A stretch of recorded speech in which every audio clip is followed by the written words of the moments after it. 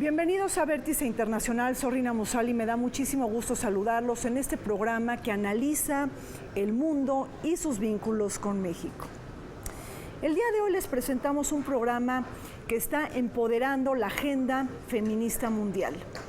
La actualización del movimiento Me Too o Yo También, que denuncia el acoso y abuso sexual en contra de las mujeres. En ese sentido, revisamos las luces y sombras de este movimiento, los retos y desafíos que enfrenta para futuras fases y ocasiones y sobre todo la expresión que ha tenido en México y en otros lugares del mundo. Les pido por favor que me acompañen.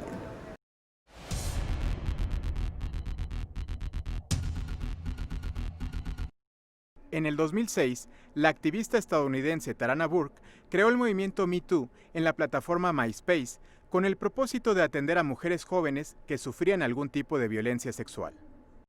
11 años después, el 5 de octubre de 2017, The New York Times publicó un reportaje sobre el acoso sexual que por más de 30 años el productor cinematográfico Harvey Weinstein ejerció contra actrices y modelos.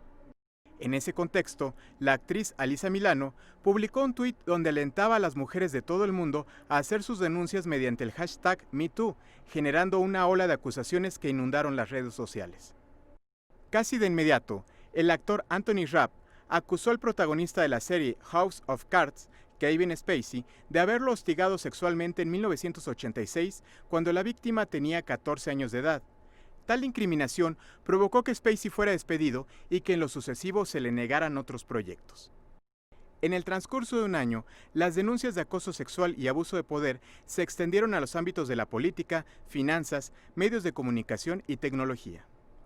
Por su parte, en México, en febrero de 2018, figuras del medio artístico y deportivo declararon haber sido víctimas de acoso sexual y psicológico en sus espacios de trabajo.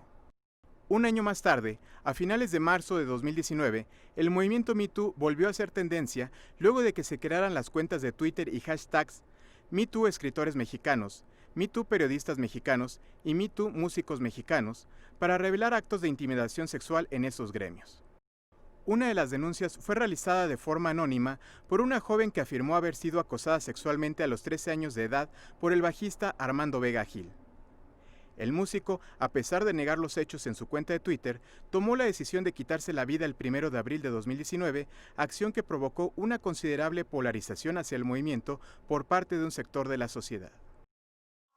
Pese a que el siglo XX fue portador de los horrores de 2 guerras mundiales y de los totalitarismos más extremos, también fue el siglo en donde se atestiguó la ampliación y la consolidación de los derechos humanos. Ahí tenemos una fecha histórica muy importante, la elaboración de la Convención de Derechos Humanos de Naciones Unidas, su paso hacia su consagración jurídica en muchos estados del mundo, pero también la adopción de convenciones internacionales particulares en la materia. Más allá de la sensibilidad mostrada y de los avances crecientes, la agenda de derechos humanos sigue chocando con los intereses políticos, con las fallas en el Estado del Derecho, pero también con una cultura basada, patrones culturales basados en los estereotipos y en los prejuicios que han generado un deterioro en esta situación. Y cuando hablamos de derechos no podemos dejar afuera los grupos más vulnerables, en este caso niñas y mujeres de muchos lados del mundo que se enfrentan a las prácticas de la discriminación, la misoginia y también la violencia de género. Rina, es muy importante que entendamos que los derechos de las mujeres son derechos humanos. Entonces, tenemos que mirarlo con esa óptica en todas las aristas que esto representa. Es decir, cuando enfrentemos los problemas específicos de la violencia que suelen padecer y que solemos padecer las mujeres, no podemos analizarnos ni sacarlos de contexto del marco de los derechos humanos. Es decir, vamos a tener que reconciliar los derechos humanos de todas y todos los ciudadanos con las necesidades específicas de las mujeres. Ese va a ser como nuestro primer reto y esa va a ser, por ejemplo, una de las primeras fronteras con las que se va a enfrentar el movimiento Me Too, ¿no? ¿Cómo reconciliar los derechos del presunto agresor, a quien le debemos la presunción de inocencia, por ejemplo, con la necesidad de creerle a la víctima, de escucharla, de protegerla, de no revictimizarla, de no retraumatizarla? Ese va a ser como este gran ejercicio de compatibilizar estos dos aspectos, porque no son ajenos ni inconexos. Al contrario, los derechos de las mujeres son derechos humanos y es muy importante que los leamos en esa óptica.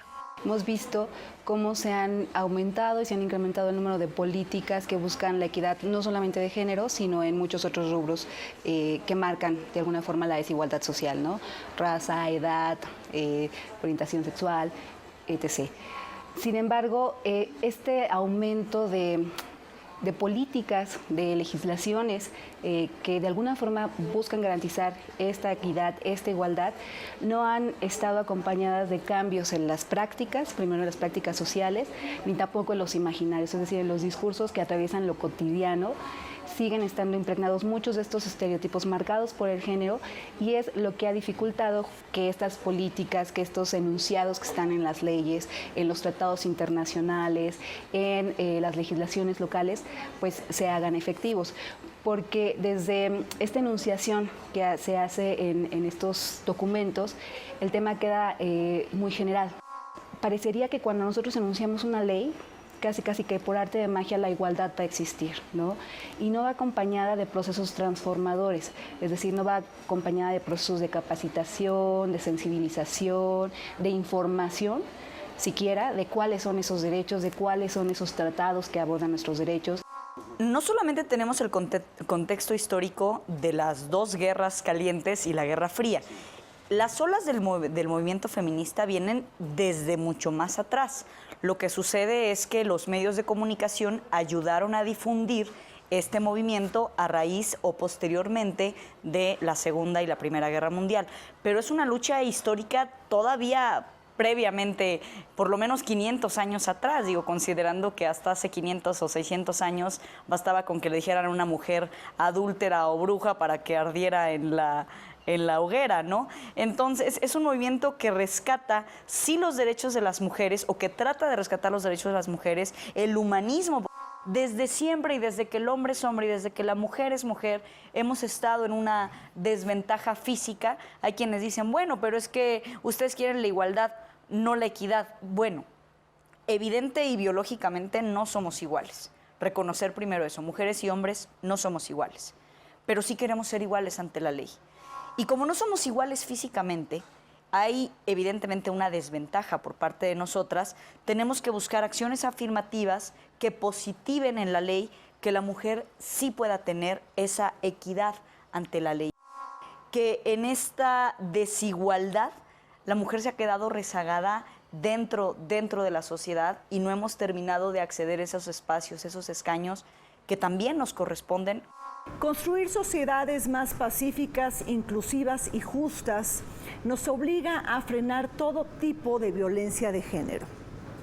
Una problemática que se desdobla con la violencia física, psicológica, sexual, económica, patrimonial y social en contra de las mujeres.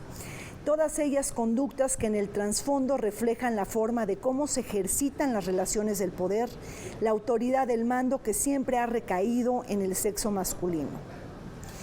Siendo una tarea inconclusa de las sociedades contemporáneas, el combate a la violencia de género ha adquirido mayor fuerza y visibilidad gracias a la proliferación de medios de comunicación alternativos y la revolución de las tecnologías. Las redes sociales que han sido empleadas para denunciar conductas ilegales en la esfera pública frente al vacío institucional que aqueja a los estados para atender casos y procesar distintos tipos de violencia. Estos medios digitales han probado ser efectivos como plataforma de denuncia al tiempo de recrear redes de apoyo y acompañamiento para las víctimas.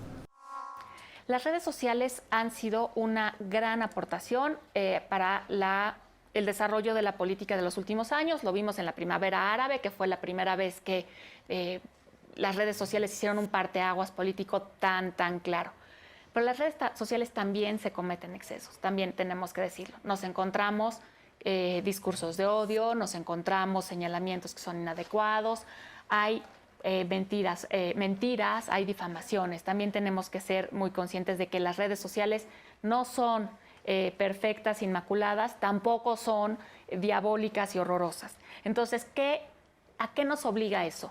A tener criterios de evaluación individuales respecto de los contenidos que estamos consumiendo. Eso es muy importante. Yo no creo en la censura, yo creo, salvo en los casos de discurso de odio, en general no creo que la censura sea una vía, pero sí pienso que hay ciertas cuentas y ciertas afirmaciones que simplemente no deben estar al descubierto porque desinforman. Y eso es una patología social. La mentira política es una patología social que tenemos que combatir, ¿no? Que ahí es donde entra el caso de Me Too, el proyecto, porque las instituciones no nos están dando certezas. Porque si yo voy y denuncio, como lo marca el proceso, me expongo a que me persiga mi violentador. Me expongo a, como fue un caso reciente, que me escriban, puta, esto te pasa por denunciar, y me asesinen frente a mi hija.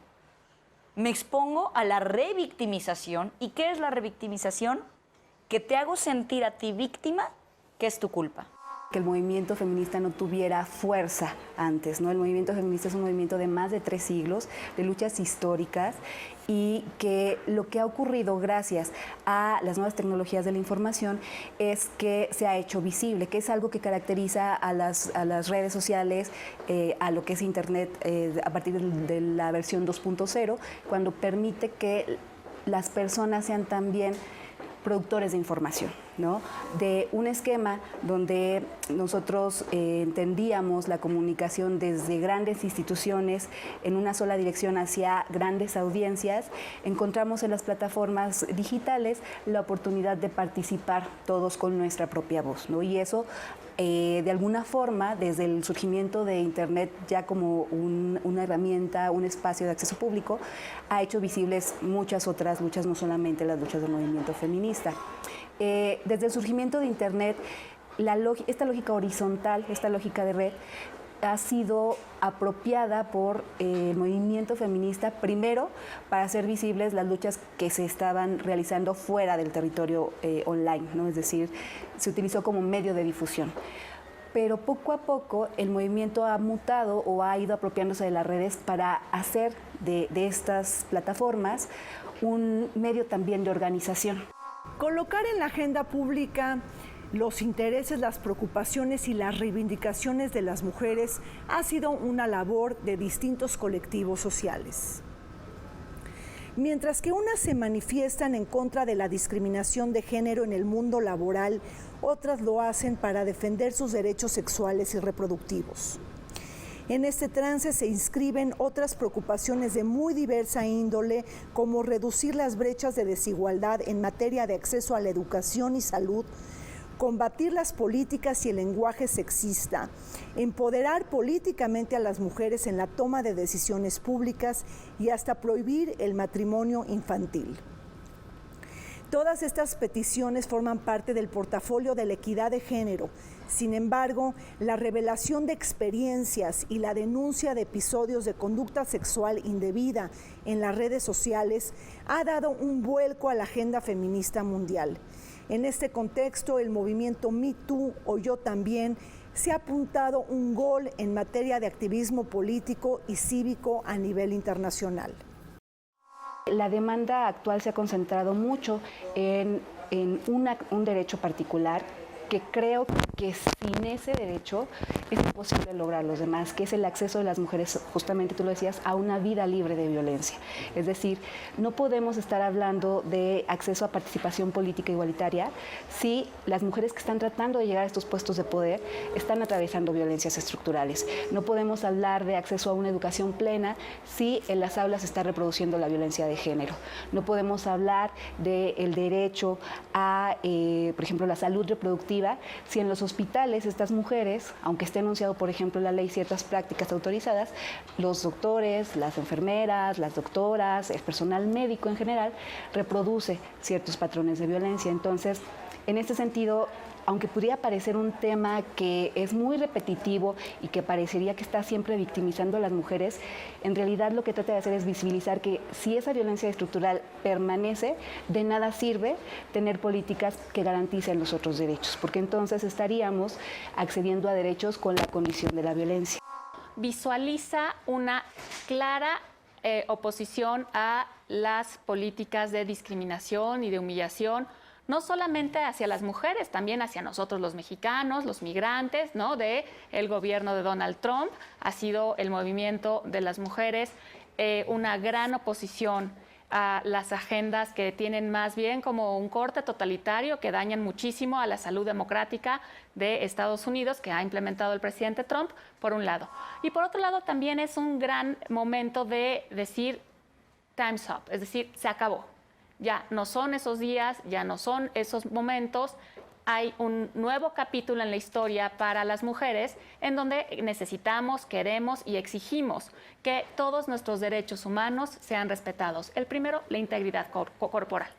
Lesbi fue una chica que en Ciudad Universitaria hace pocos años fue encontrada muerta, asesinada, colgada con un cable en Ciudad Universitaria.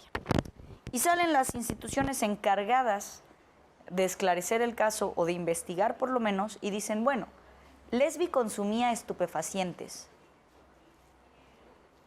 ¿Y eso le da derecho, el que yo consume estupefacientes, drogas, alcohol, tequila, le da derecho a alguien a colgarme en una caseta telefónica? No. El caso de Mara en Puebla. Mara, una chica que sale a divertirse, a tomar alcohol como lo haría cualquiera, y muy responsablemente pide un taxi por internet, como lo hubiera hecho cualquier persona responsable. Y amanece violada y muerta en un hotel de Puebla. ¿Y qué decían las redes sociales? ¿Qué decía la opinión pública? Claro, ¿qué esperaba que le sucediera si sale sola a las 5 de la mañana a tomar? Pues que amaneciera cruda en su casa, sana y viva. Es lo que esperábamos que le sucediera. El movimiento Me Too inició en el año 2017, pero tuvo como antesala principal la Marcha de las Mujeres el 21 de enero de ese mismo año, un día después de que el presidente Donald Trump se haya convertido en el presidente número 45 de la Unión Americana. En ese día, miles de mujeres de todo Estados Unidos marcharon en contra de las declaraciones sexistas, misóginas y machistas del presidente de Estados Unidos, quien, por cierto, también ha sido acusado por varias mujeres de acoso sexual.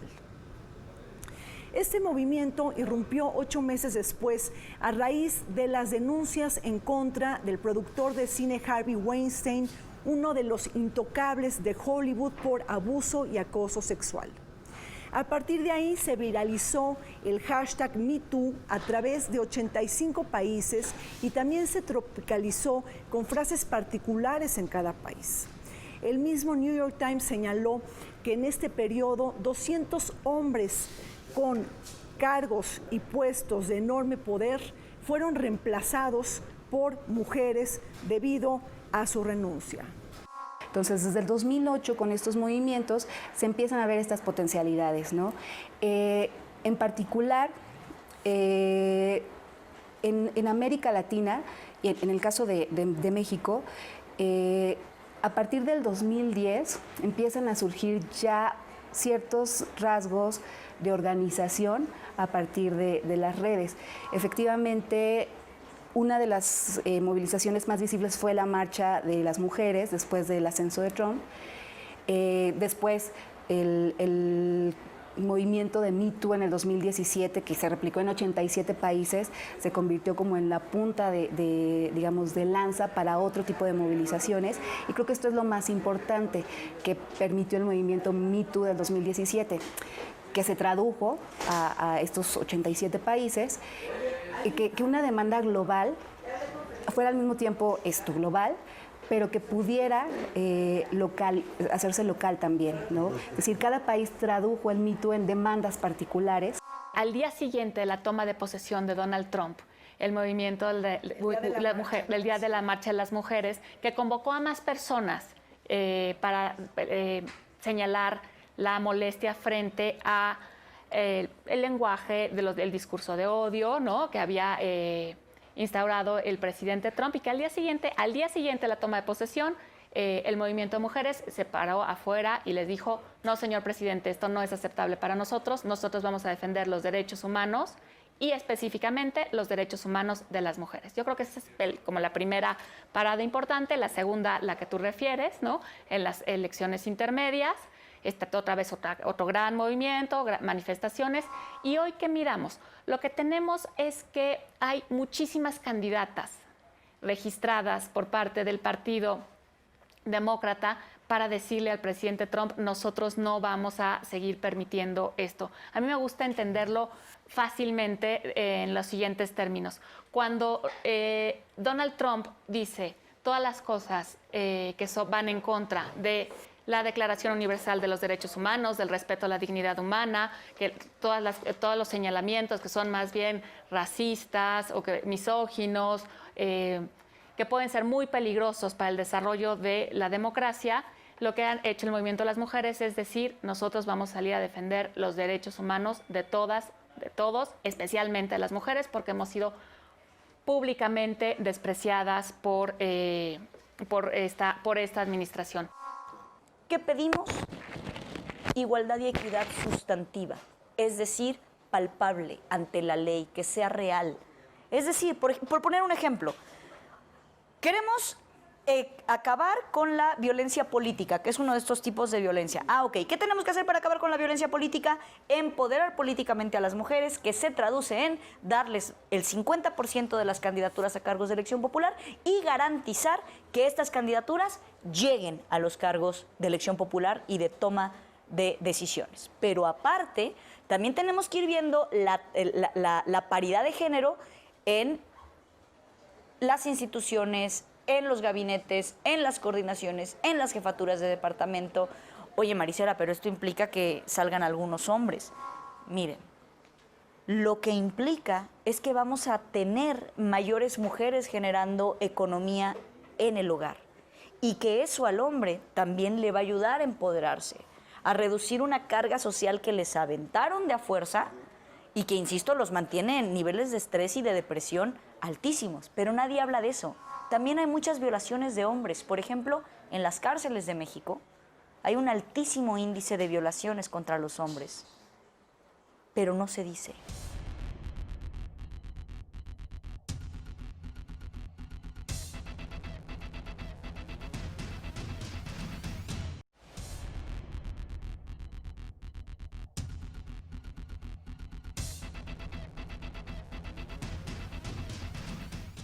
El movimiento Me Too se ha convertido en un tsunami político.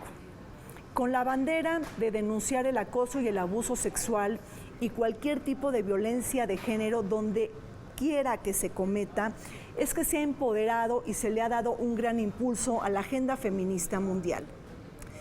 Ahí tenemos a este movimiento que ha cruzado fronteras y que también invita a que mujeres de todos lados del mundo denuncien, protesten y no callen frente a las injusticias cometidas en contra de las mujeres.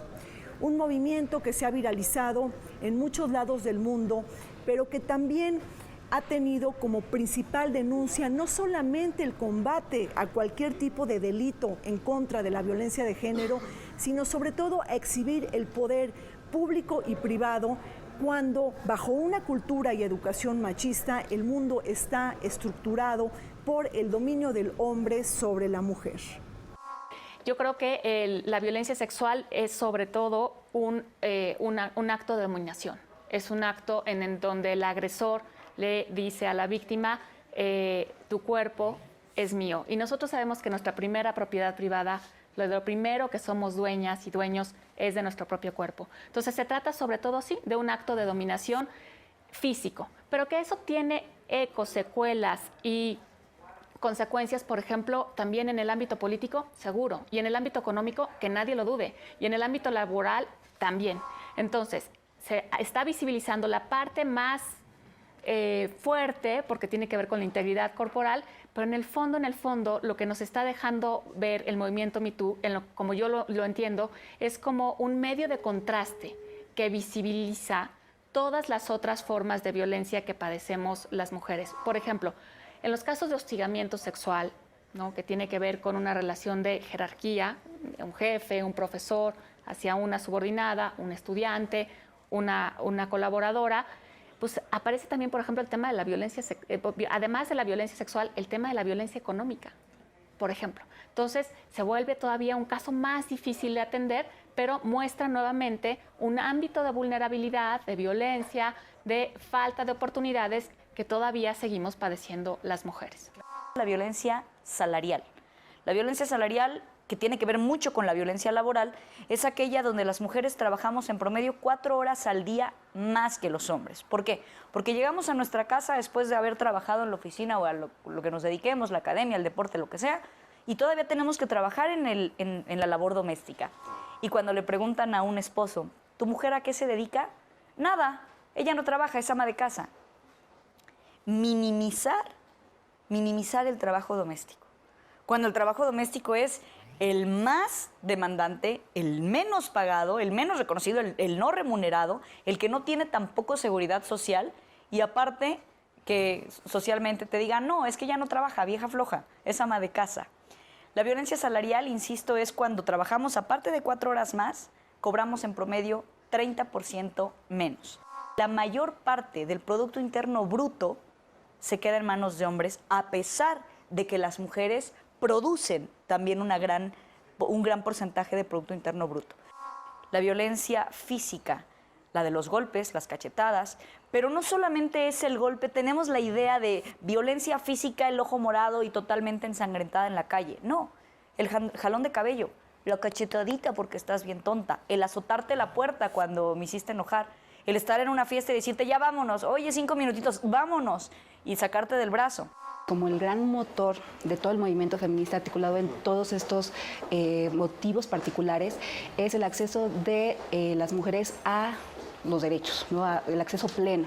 Estamos hablando de todos los derechos que sean posibles y que cuando nosotros hablamos de acceso de las mujeres a los derechos, tenemos que siempre hacer hincapié en que no estamos todas las mujeres en las mismas condiciones. Por eso también las luchas son tan distintas. Es decir, mientras habemos mujeres que estamos luchando por el acceso a igual participación política o el acceso a puestos de decisión, todavía en este país encontramos mujeres que están luchando por el acceso mínimo a la educación o por el acceso incluso a decidir sobre su cuerpo, ¿no? O sea, todavía hay regiones en el país donde las mujeres son vendidas, ¿no? O son intercambiadas. Entonces, ante estas desigualdades de las múltiples mujeres, de las múltiples condiciones las que viven las mujeres en este país, pues tendríamos que colocar que resulta muy difícil una demanda que sea única. Este movimiento colectivo de mujeres lleva consigo un mensaje todopoderoso. No importa dónde vivas, a qué te dedicas o a qué estrato social pertenezcas, tampoco importa tu religión ni condición económica, la violencia de género debe ser denunciada en donde sea que se practique, en el sector artístico, cinematográfico, periodístico, académico, político o diplomático. No hay barreras de clase social o económica. Son la injusticia y la frustración el pegamento que une a millones de mujeres en todo el mundo que claman castigo y reparación integral. El movimiento convertido en tendencia viene a desacomodar el poderío impune de los hombres, cerrando filas para focalizar la rabia de las mujeres y traducirla en la instrumentación de políticas públicas que sancionen esta conducta reprochable. Las asignaturas pendientes son muchas. Según cifras de Naciones Unidas, 1 de cada 5 mujeres y niñas han sufrido violencia física y o sexual por parte de su pareja íntima en los últimos 12 meses, aunado al hecho que 49 países no cuentan con leyes que protejan a las mujeres de la violencia doméstica. A la par de estos derechos que pudieran parecer que son los que más están en la discusión pública, siguen estando derechos, digamos, que son peleas históricas como el acceso a la educación, el acceso al derecho al cuerpo, el acceso a una vida libre de discriminación y que además en el movimiento feminista se enlazan con otro tipo de desigualdades, ¿no? O sea, los derechos de las mujeres también tienen que ver con los derechos de los migrantes, no solamente porque hay mujeres migrantes, sino porque se comparten situaciones de desigualdad, el derecho de las personas, o los derechos de las personas de la tercera edad, los derechos de la infancia. Entonces, en ese sentido, las luchas feministas siempre han estado conectadas con las luchas contra otras desigualdades y el movimiento feminista por esta razón también es anticlasista, antirracista, anticapitalista, se une con los movimientos de defensa de la tierra, se une con los movimientos de los derechos LGTB, es decir, está conectado con todas estas luchas. Yo creo que visibiliza un tema muy difícil de atender, que es la violencia sexual. Cuando hablamos de violencia sexual hablamos de acoso, pero hablamos de hostigamiento, pero también hablamos de abuso, que es decir, violación en todas sus variantes. Y vamos a llegar también a las posibles, a los casos más difíciles que tienen que ver con menores de edad, con niños y con niñas, ¿no?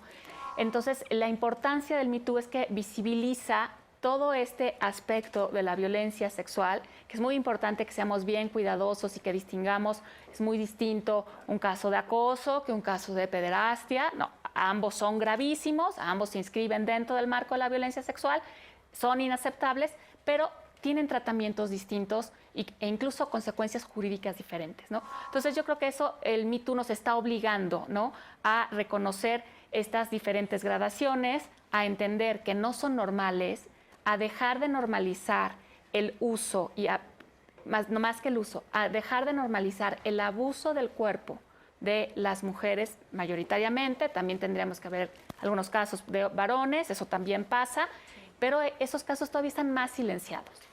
La violencia psicológica. ¿Cuál es la violencia psicológica? La que no te pega, la que no te hiere, pero que con palabras o sin ellas, a través de la ley del hielo, por ejemplo, no te hablo, oye, mi amor, ¿te gustó la comida? No te hablo porque estoy enojado, porque te reduzco, porque para mí no existes. O la violencia psicológica. Estás fea, estás gorda, estás chaparra, no sirves para nada, no sé por qué me casé contigo, es que te hice un favor al casarme contigo. Y sí, también lamentablemente sucede contra el hombre, pero en mayor medida todas las mujeres del mundo hemos sufrido algún tipo de violencia psicológica. El segundo tipo de violencia contra la mujer es la violencia sexual. La violencia sexual, no solamente la idea de abusar de una mujer, porque se tiene la creencia equivocada de que una violación se da solamente de noche, en una calle oscura y un desconocido, y no necesariamente. Las violaciones se pueden dar por parte de la pareja, porque la mujer simple y llanamente no quería tener relaciones sexuales y es obligada, ya sea con presión física o también con presión psicológica. La violencia sexual tiene muchísimas aristas. La violencia sexual puede empezar desde el acoso callejero, desde el mamacita, estás bien buena. Ay, agradecida debería de estar de que le grité, mamacita, estás bien buena. Sí, lo que sucede es que yo no estoy necesitando tu aprobación en la calle y como nadie les pone un alto al mamacita, estás bien buena, luego viene el, ay, pues le voy a dar una nalgada, hombre, pues se ve que si le gustó el chiflido, le va a gustar la nalgada. Y como nadie le pone un alto, como las instituciones no ponen un alto, como no tenemos verdaderas leyes que detengan esto, que sancionen, que persigan, pues entonces ahora le voy a dar un beso. Y como nadie le dice nada, pues ahora la voy a penetrar sin su consentimiento. Y como ya la penetré, pues mejor la mato. Me Too o el movimiento Yo También ha conseguido logros políticos impresionantes en poco tiempo. En Estados Unidos, la jueza de la Suprema Corte, Ruth Ginsburg, señaló que el sexismo juega un rol prominente en la vida política, donde la atmósfera machista creó una desventaja desigual para la candidata demócrata Hillary Clinton. El tema ha sido portador de otros escándalos. Recordemos que Trump propuso en septiembre del 2018 al juez Brett Kavanaugh como ministro de la Suprema Corte. Sin embargo, su ex compañera de secundaria, Christine Blasey Ford, lo acusó de un ataque sexual contra ella. Con todo y ello, el acusado, quien fue exonerado, se convirtió en juez de la máxima instancia jurídica de Estados Unidos. No obstante, el movimiento acreditó victorias sorprendentes en las elecciones intermedias del año pasado. Según un análisis de The Atlantic, al menos 25 candidatos para puestos a nivel federal o estatal cesaron sus campañas después de acusaciones de acoso sexual. La designación del juez. Exactamente, del juez, del Justice Kavanaugh, ¿no? ¿Por qué? Porque una profesora universitaria de muchísimo prestigio, una mujer absolutamente respetable, lo señala como su agresor sexual y el presidente rápidamente desestima este señalamiento. Yo creo que no se vale. Eso, yo creo que el movimiento Me Too, cuando dice tenemos que creerle a la víctima, eso es lo que está diciendo. No está diciendo inmediatamente son culpables. Lo que está diciendo es, por favor, llevemos el debido proceso. Por favor, escuchen a la víctima. Por favor, recuperen nuestras propias palabras, no nos cambien las declaraciones. Eso es lo que está diciendo, en mi opinión, el movimiento Me Too. Es muy interesante porque cuando compiten por posiciones políticas un varón frente a una mujer, al varón se le evalúa por el potencial, mientras a las mujeres por la trayectoria.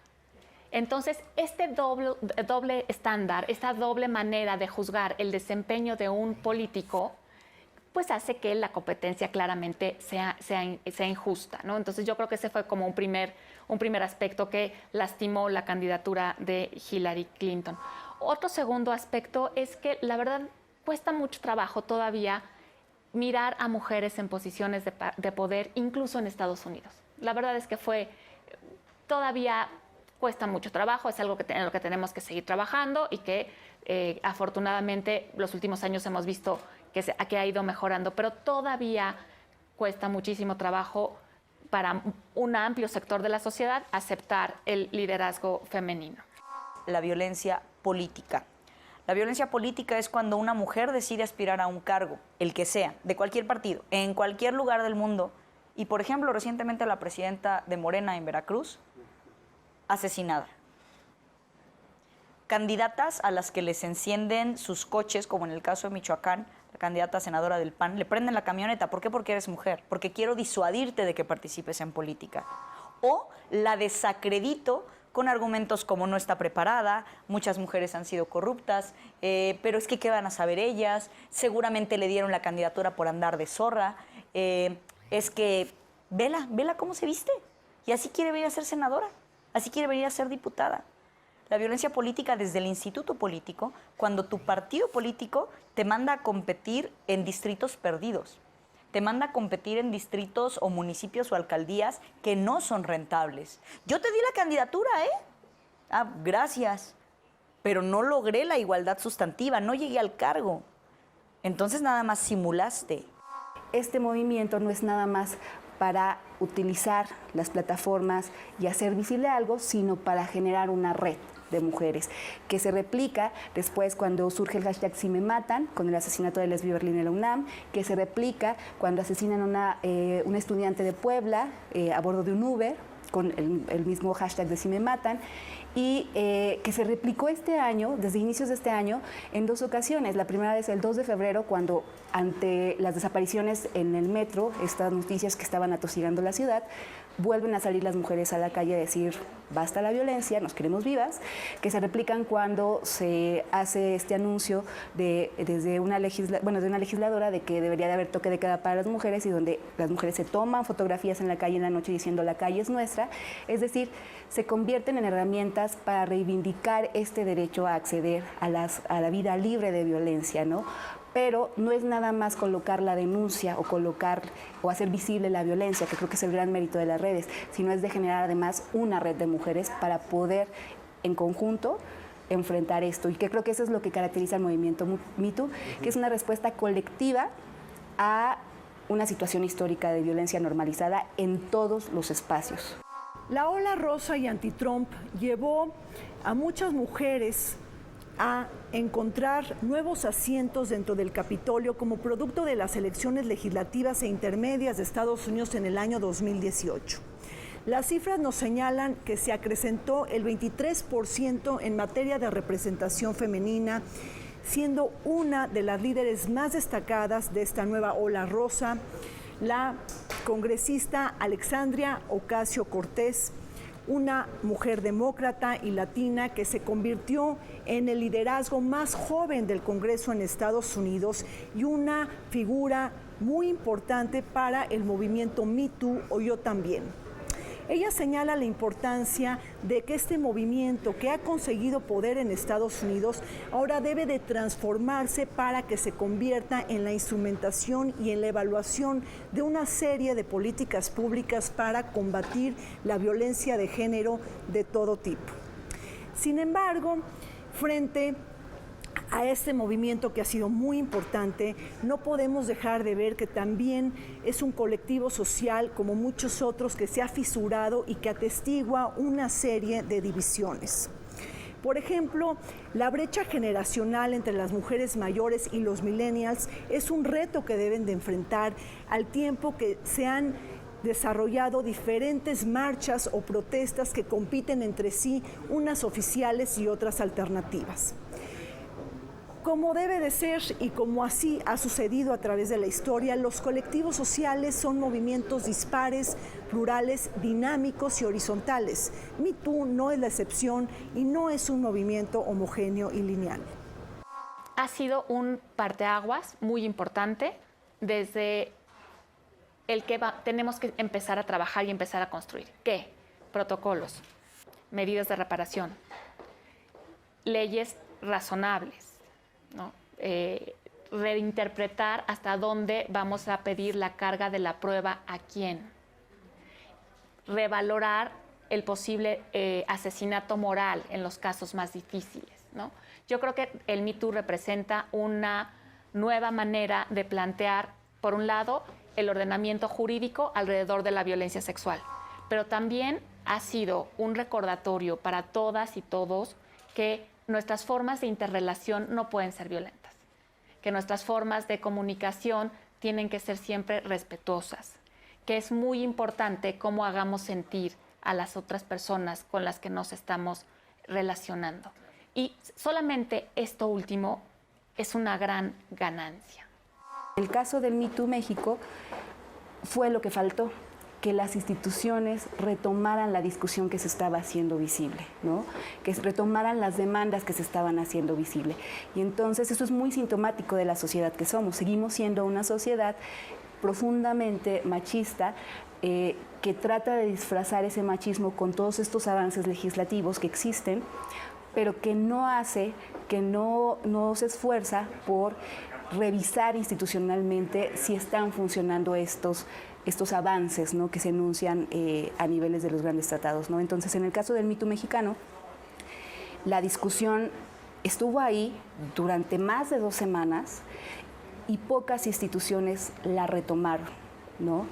Pocas instituciones se hicieron responsables de revisar qué era lo que se estaba colocando y de generar mecanismos para atender esas violencias que estaban siendo denunciadas. Entonces, me parece que ahí, más que ser un fallo del movimiento Me Too México, es un claro indicador de las resistencias que seguimos encontrando, ¿no? Son las resistencias institucionales las que dificultan el acceso a estas condiciones de igualdad, por un lado, y por el otro lado, estos discursos que se siguen manejando, donde ante una situación de violencia se sigue responsabilizando a las mujeres, ¿no? Lo que tiene que hacer el movimiento Me Too es perfeccionarse, es evolucionar, pero no desaparecer. ¿Qué es evolucionar? ¿Qué es mejorar? Tendrá que trabajar de la mano con las instituciones, los poderes de este país tendrán que decir, oye, a ver, espérate, los que legislan principalmente.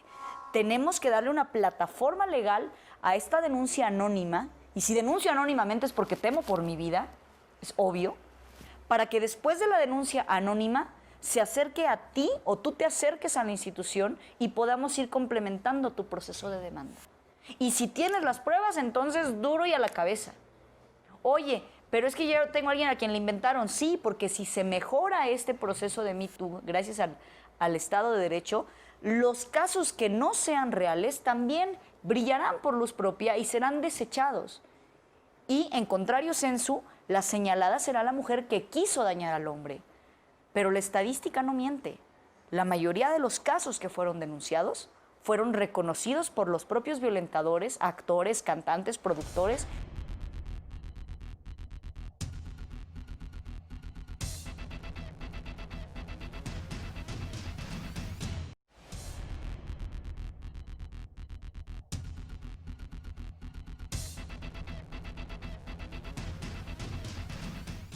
Bajo el mundo global e interdependiente, México no puede escapar a las tendencias internacionales.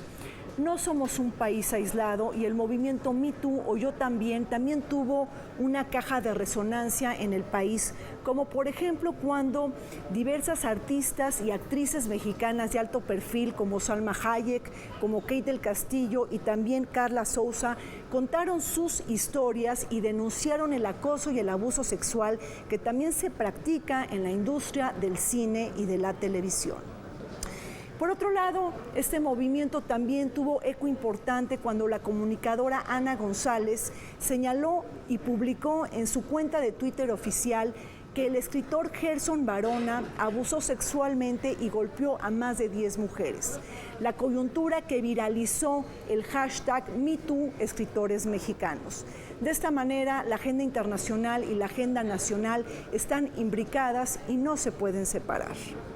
En el caso de México, desde 2013, cuando surge el encarcelamiento de Yaquiri Rubio, se ve el potencial de las redes, ¿no? Este hashtag de Liberen a Yaquiri fue una herramienta de presión para que años más tarde, con muchos litigios, ella fuera liberada de un delito pues, que era injusto, ¿no? O acusada de un delito que era injusto. Esto lo que provocó es que las redes fueran empezadas a utilizar para hacer visibles casos particulares, ¿no? O sea, asesinatos particulares, encarcelamientos injustos, es decir, que ante una situación se utilizaran las redes. Pero el 24 de abril del 2016 para mí es como el momento en el cual todas estas manifestaciones particulares se unen cuando surge la llamada a la movilización contra las marchas, más bien la marcha contra las violencias machistas, que es el 24 de abril, lo que se conoce como la Primavera Violeta, que es la primera vez que las mujeres en este país salen a marchar sin que fuera un día institucional. Es decir, no era el 8 de marzo, el Día Internacional de la Mujer, no era el 25 de noviembre, el Día de la Erradicación de la Violencia contra las Mujeres, que era cuando usualmente salían estas movilizaciones, sino que es una movilización convocada por las redes ante las constantes violencias que se estaban viviendo. Y en México, ¿qué es lo que ha visibilizado? Pues ha sido un movimiento complejo, ha sido un movimiento difícil, porque desde diferentes ámbitos lo que nos mostró fue la práctica cotidiana de subordinación sexual y humillación, el intercambio constante o la exigencia constante del intercambio de favores sexuales en el mundo de los escritores, que fue, por ejemplo, una de las primeras alas del movimiento. Un segundo momento pasó por los músicos, otro pasó por los profesores universitarios, tenemos que decir, ¿no? También ahí tuvimos muchos problemas. Entonces, si se fijan, en México pasa mucho por el tema del hostigamiento sexual, no tanto por el acoso, pero nosotros hemos tenido un problema de hostigamiento, claro, que hay que corregir a la brevedad.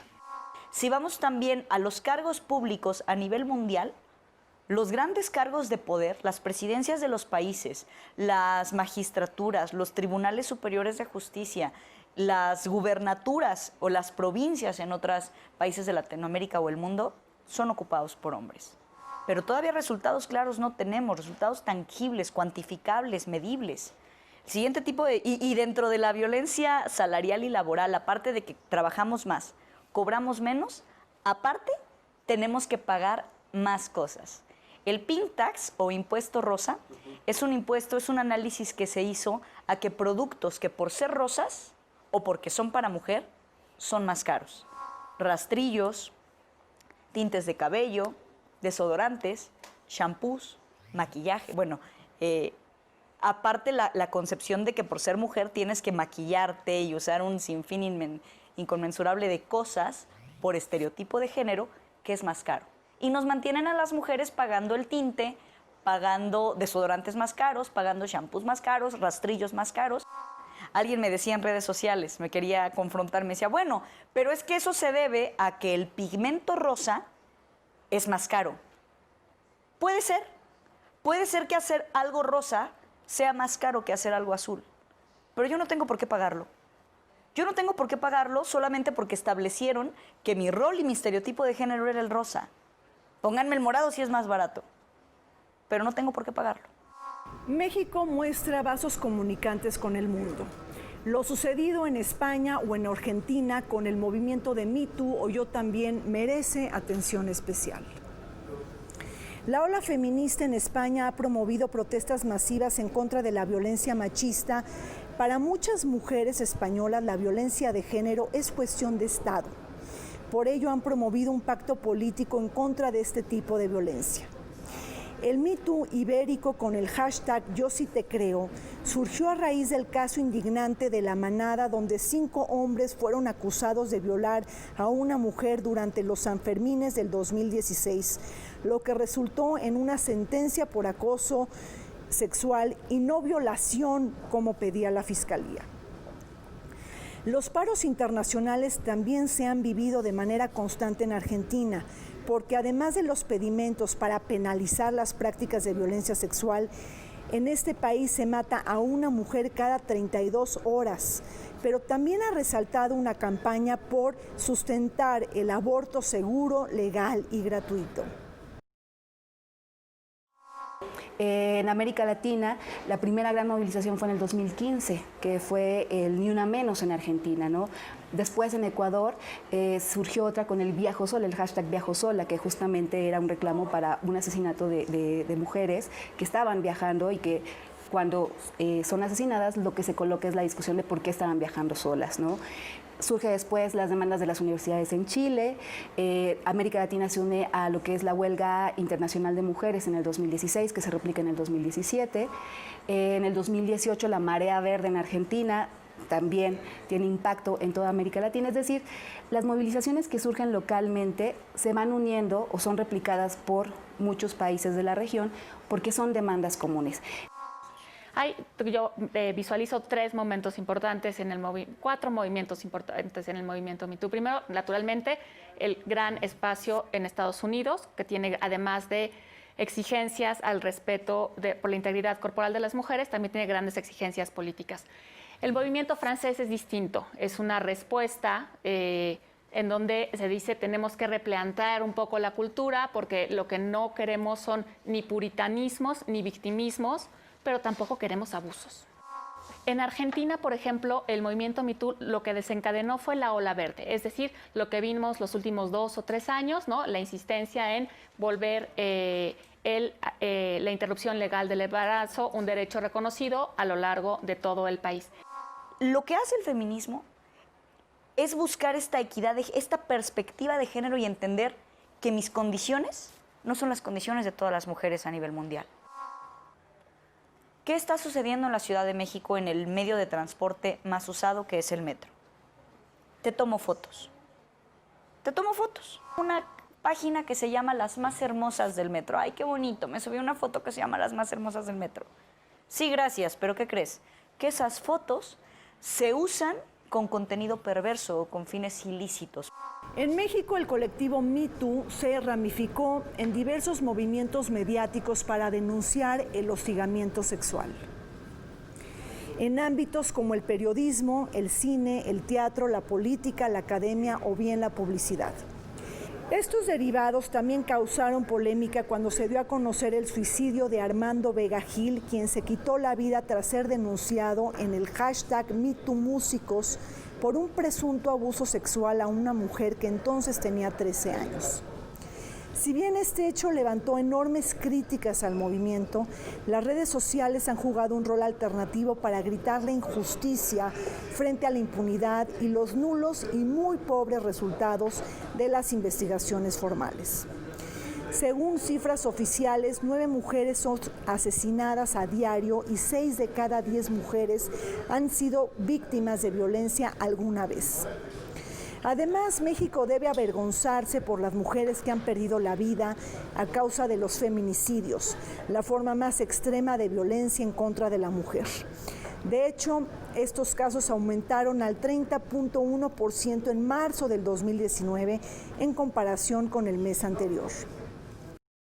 Cuando surge el movimiento Me Too, muy pocos medios, que surge con Me Too escritores, muy pocos medios empezaron a hablar del movimiento, ¿no? O sea, escasos medios digitales retomaron esto que se estaba gestando en redes.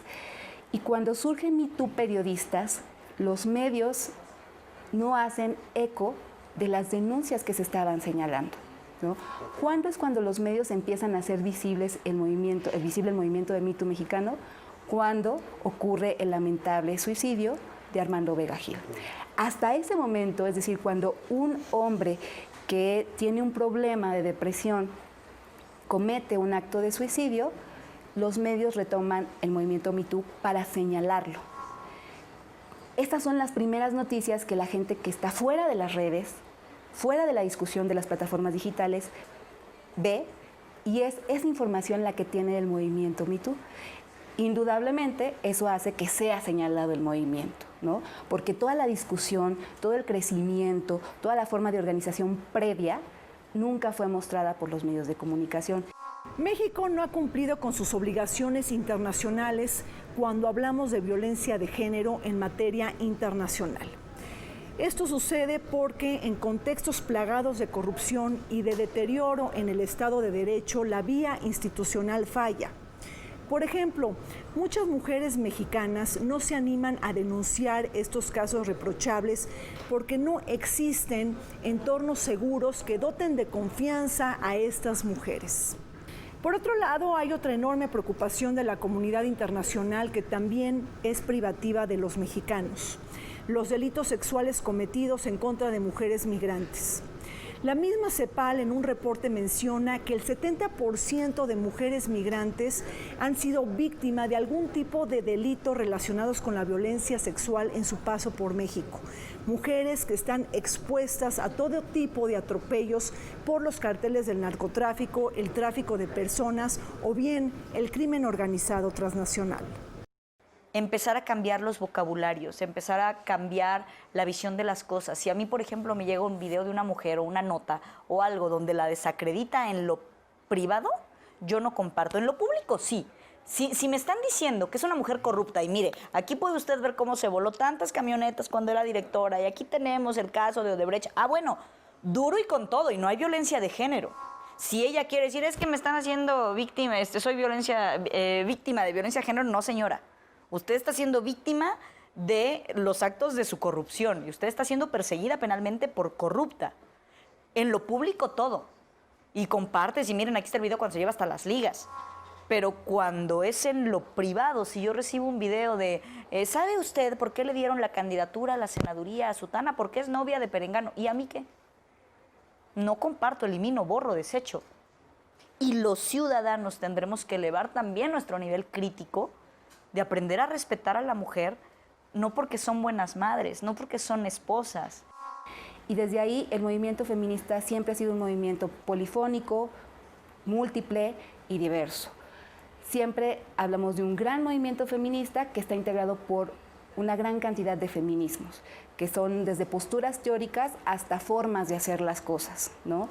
Pero que están enlazados por los mismos principios políticos, éticos, incluso filosóficos, que lo que hacen es colocar al centro esta demanda del acceso a la vida plena de las mujeres, ¿no? Entonces, desde los movimientos sufragistas han existido divisiones y formas distintas de hacer las cosas, ¿no? Que así como reconocemos que hay muchos feminismos y todos están conectados, hablar de brechas generacionales es aplicar un pensamiento, digamos, lineal y jerárquico, que lo que hace es desconocer que a final de cuentas históricamente también el movimiento feminista permanece conectado, ¿no? Entonces no es que estemos separados por generaciones. Las luchas que hicieron las mujeres de los años 70, 80, desde el movimiento feminista, siguen estando conectadas con estas luchas.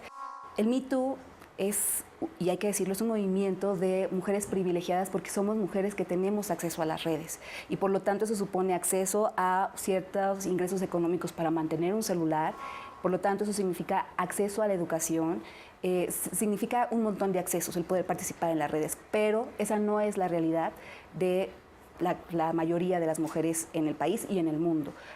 Lo mejor que podemos hacer es prevenirlo, que no pase, que nadie se tenga que recuperar, que nadie tenga que asistir a que le hagan una prueba después de un evento de violencia sexual. Entonces, ¿qué pienso que es importante? Es muy importante que tengamos protocolos, cursos de sensibilización. Recientemente la Auditoría Superior de la Federación envió los resultados de la auditoría de los últimos 10 años respecto a los programas de género, ¿no? Y la verdad es que hizo señalamientos muy importantes, muy interesantes. Tenemos que avanzar más en los indicadores, tenemos que avanzar más en los protocolos, tenemos que lograr que la transformación cultural que reclama el lenguaje de los derechos humanos, específicamente de los derechos humanos de las mujeres, sea una práctica cotidiana y no tener solamente reacciones, sino tener prevención y ser proactivos al momento de atender el problema. Sí, ser mujer en México es 3 veces más difícil que en cualquier otra parte del mundo. Sí, tenemos que cambiarlo. Se nos acabó el tiempo en Vértice Internacional. Zorrina Musali. Les pido que nos acompañen todos los martes a las 21 horas por el canal del Congreso en este programa que analiza el acontecer mundial y sus impactos para México.